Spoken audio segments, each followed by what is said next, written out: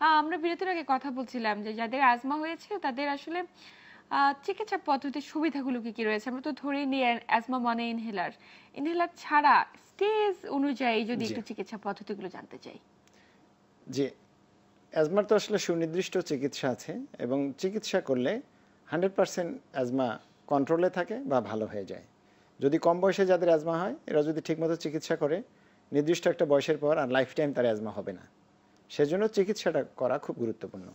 তা আমরা সাধারণত স্টেজ ওয়াইজ স্টেজ 4-5 পর্যন্ত আছে।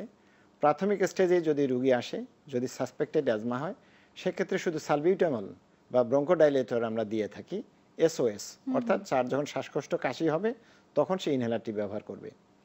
তাতে যদি কাজ না হয় আমরা সেকেন্ড স্টেপে যাব, তখন আমরা তাকে মন্টিলুকাস্ট অ্যাড করব, আচ্ছা। সাথে এসওএস থাকবে ইনহেলার। থার্ড স্টেজে যখন কাজ হচ্ছে না, ব্যবহার করা সত্ত্বেও তার ফ্রিকুয়েন্ট অ্যাটাক হচ্ছে, তখন মন্টিলুকাস্ট, ডক্সোফাইলিন এবং এসওএস ব্রঙ্কোডাইলেটর ব্যবহার করব। যদি কন্ট্রোলে চলে আসে তাহলে আর আমাদের স্টেরয়েড ইনহেলার লাগবে না। তারপরও যদি রুগী দেখা যাচ্ছে ফ্রিকুয়েন্ট অ্যাটাক হচ্ছে, জ্বর হচ্ছে, শ্বাসকষ্ট হচ্ছে, তখন আমরা কিছু স্টেরয়েড ইনহেলার অ্যাড করে থাকি, যেটাতে সালবিউটামল থাকে, সাথে ফ্লুটিকাসন বা ভিলেন্টারল, আরও অনেক কিছু বাজারে এখন এসছে। সেক্ষেত্রে এগুলোও যদি নিয়মিত ব্যবহার করে তাহলে তার অ্যাজমা টোটালি কন্ট্রোলে চলে আসবে এবং সেলফ অ্যাসেসমেন্টও করা যায়।